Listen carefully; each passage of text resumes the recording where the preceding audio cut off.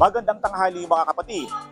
Kinilala ng Travel and Leisure's 2024 World's Best Awards ang tropical island ng Palawan bilang isa sa best island sa buong mundo.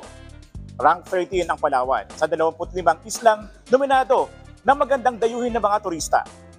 Pero kung kayo ang tatanungin, anong tingin nyo ang best island sa Pilipinas at bakit?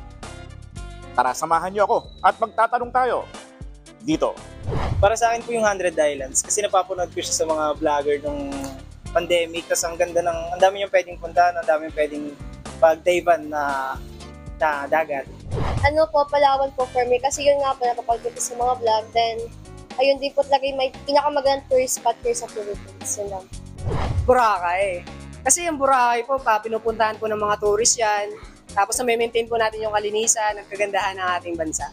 Pinaka-best po 100 Island kasi napakaganda ng lugar, napakalinis at saka po napaka-decente po sa picture. I think Batanes po.